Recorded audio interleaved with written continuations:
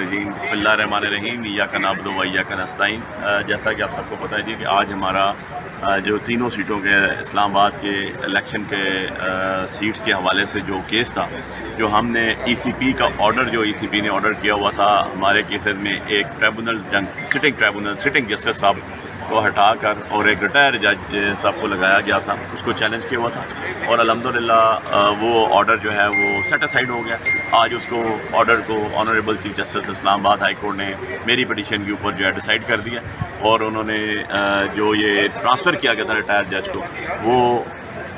गलत करार दे दिया गया और उसको सेट असाइड कर दिया गया। अब ECP के पास कोई और रास्ता नहीं है, क्योंकि ECP ने बगैर वजूहात के 4 दिन के अंदर खुद पार्टी बन के, मैं कहता हूँ सरेआम कह रहा हूँ, ऐसे लग रहा था जैसे मेंबर ने खुद जाके असेंबली में बैठना है हमें हटा के, या हमें अंदर ना भेज के, या जो बैठे हुए हैं उनके इनको बहुत करीबी रिश्तेदार अजीज़ हैं। तो ऐसे नहीं होता, हमेशा लॉ प्रिवेल करता है और लॉ ही को प्रिवेल करना चाहिए। तो आज ये है कि एक बहुत बड़ा फैसला इस लिहाज से आया कि क्योंकि अभी तक पूरी हमने डिटेल जजमेंट नहीं पढ़ी, डिटेल ऑर्डर नहीं आया, लेकिन जो उन्होंने ऑर्डर किया था तारिक महमूद जहांगीरी साहब जो सिटिंग ट्राइब्यूनल थे, sitting justice Islamabad high court थे, इनकी जगह एक रिटायर जज को लगाने का किसी भी वजूहत है जो साबित भी नहीं हो सकी, वो सेट असाइड हो चुका है, वो अब उसका कोई वजूद नहीं है। और ECP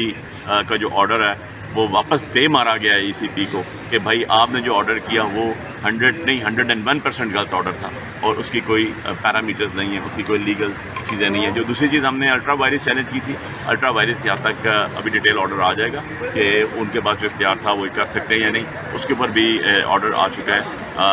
इंशाल्लाह जब डिटेल ऑर्डर आएगा तो उसके बाद हम रेमेडी देखेंगे कि उसकी हद तक हम उसको चैलेंज करेंगे या नहीं करेंगे, वो अभी हमने डिटेल ऑर्डर आने के बाद। अली भाई, इलेक्शन कमीशन के पास इख्तियार है कि वो ट्रिब्यूनल जज को चेंज कर सकते हैं या फिर किसी रिटायर्ड जज को लगा सकते हैं? देखिए, इख्तियारात तो उनके पास हैं, क्योंकि हमने तो एक्ट भी चैलेंज किया हुआ है, अभी वो पिटीशन फिक्स नहीं हुई जो एक्ट इसके तहत किया गया था। जो पहले ऑर्डिनेंस के तहत बनाया गया था, ऑर्डिनेंस जो है हमने वो चैलेंज किया था और लेकिन ऑर्डिनेंस के बाद एक्ट आ गया, ऑर्डिनेंस तो खुद अपनी मौत मार गया। तो अब ECP के अंदर एक इशू आता है कि जब आप अपॉइंट करते हैं तो आपने चीफ जस्टिस सिटिंग की कंसर्ट लेनी ज़रूरी है। हम कहते थे कि हटाने के लिए भी ज़रूरी है, नहीं अपॉइंटमेंट के लिए भी ज़रूरी है। अब वो तो ऑनरेबल इस्लामाबाद हाई कोर्ट के चीफ जस्टिस का अपना इख्तियार था, वो हम तो उसमें कुछ भी नहीं कह सकते ना कर सकते। हम तो जजेस को सरबुलंदी की बात करते हैं, हम तो रूल ऑफ लॉ की बात करते हैं, हम तो जजेस को उनका इख्तियार देने की बात करते हैं। अगर अपना इख्तियार खुद वो किसी दूसरे को सौंपना चाहते हैं उसमें तो हम कुछ नहीं कर सकते। सो वो भी ऑर्डर आएगा तो पता चल जाएगा। हम तो कहते थे कि जी एक लॉजिकल बात है, एक लीगल बात है, टैक्सेस का लॉ हो या स्पेशल लॉ कोई भी हो, जब अपॉइंटमेंट अथॉरिटी के साथ कंसल्ट करना लाजमी है तो उसके बाद जब उसको हटाना हो उसके साथ भी कंसल्ट करना लाजमी है, और नया अपॉइंट करना हो तो उसके लिए भी कंसल्ट करना लाजमी है। उसमें मेरी आपकी एटलीस्ट पब्लिक एट लार्ज किसी का भी कोई इशू नहीं था, वो तो हायर हायरार्की की बात थी, वो तो चीफ जस्टिस की अपनी डोमेन थी, उनका अपना इख्तियार था। अगर वो अपना इख्तियार उठा के किसी दूसरे को देते हैं तो दे दें खुशी से, मैं तो उसमें कुछ भी नहीं कह सकता। लेकिन डिटेल चीज़ें इसमें हम ये करेंगे कि इंशाल्लाह ऑर्डर आएगा तो उस ऑर्डर को जो है हम गो थ्रू करूँगा मैं खुद, और अगर हमने समझा कि इसके ऊपर एज़ पर लॉ हमारी सोच के मुताबिक कोई डिफिशेंसी है और लीगल रिक्वायरमेंट्स पूरी नहीं हो रही तो इसको ज़रूर चैलेंज करेंगे इंशाल्लाह। आज के फैसला ये बताइएगा कि ये जो 3 सीटें हैं इस्लामाबाद की अहम सीटें हैं, वाक़तन ये अदालत से आपको मिलती हुई दिखाई दे रही हैं या फिर ये वो चूंटी की टांग में रस्सा डालने वाली बात है? देखो यार, चूंटी की टांग में रस्सा सही बात नहीं है, हाथी के नाक में चूंटी वाली बात ज़रूर है, ठीक है ना। इंशाल्लाह इस हाथी की मौत होगी फार्म 47 वाले की, और इसकी शुरुआत इस्लामाबाद से होगी, इनकी सियासी मौत होगी। ये सियासी बोने जो हैं, ये जो छोटी सीटों पे बड़ी सीटों पे छोटे ज़र्फ के लोग बैठ गए, अल्टीमेटली इन सब का अंजाम यही होगा कि ये ना घर के होंगे ना घाट के होंगे, इनको ना आवाम तस्लीम करेगी, ना ये किसी असेंबली हॉल में बैठने के काबिल रहेंगे, और ना इनके अपने घर वाले इनको अपना मानने का इकरार करेंगे। तो आप देख लीजिएगा बहुत जल्द इंशाल्लाह। देखो यार, बात यह है कि जो आज़ादी है ना, हकीकी आज़ादी वो कुर्बानियों से मिलती है, और कुर्बानियाँ दे के हकीकी आज़ादी हासिल करना एक दिन का मैटर नहीं है। मेरा लीडर इमरान खान दूसरा साल शुरू हो गया जेल में, हम इसके पीछे 2 साल से 2.5 साल से जदोजहद कर रहे हैं। हमने डंडे खाए, हमने मारें खाई, हमने पेपर स्प्रे आंखों तक पड़ा गया, हमें